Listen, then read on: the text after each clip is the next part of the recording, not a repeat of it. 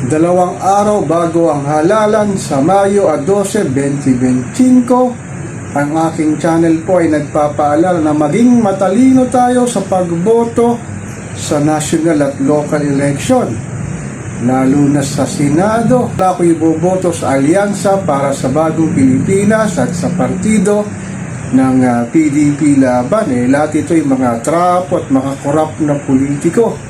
Meron lang ako napipisil na 4 na kandidato na maaring iboto at wala itong mga bahay dungis. Kaya lang sa akin na lamang ngayon.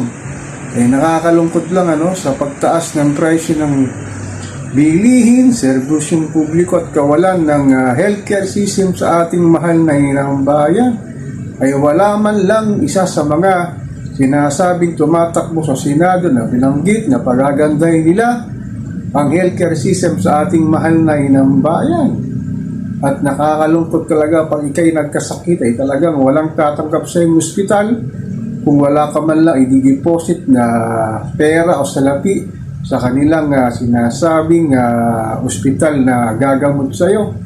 Nakakalungkot din sa ating mahal na inang bayan talagang walang malasakit sa mga senior citizen na mayroong karamdaman.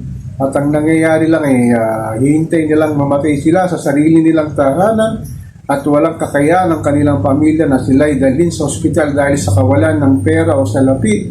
Yun ang realidad sa ating mahal na inang bayan na nakakalungkot na nagiging oportunista itong mga korap na politiko na tumatakbo ngayon sa Senado at ilang mga tumatakbo din sa sinasabing lokal na halalan na talagang wala nang pagbabago para umunlad ang ating mahal na bansa. Talagang ang mga tumatakbong politiko ay talagang puro trapo na nasa kanila lang ang sinasabing kapangyarihan at pera nang galing sa buwis ng taong bayan.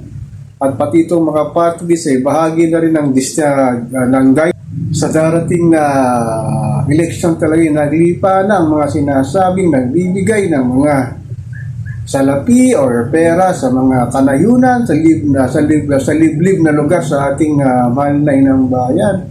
Sana tayo mga Pilipino ay matuto na at magising sa katotohanan na huwag nating iboto ang mga politiko wala nang ginawa kundi kampami ng salapi ng ating mahal na inang bayan sa pamamagitan ng sinasabing korupsyon na hindi na matigil sa nangyayaring ito na nagiging kultura na sa tuwing sasapit ang eleksyon. So ako po si Papa Ken, patuloy po ako magmimiron, magmamatyak dito sa pang-araw-araw nating buhay at kaganapan dito sa ating mahal na inang bayan.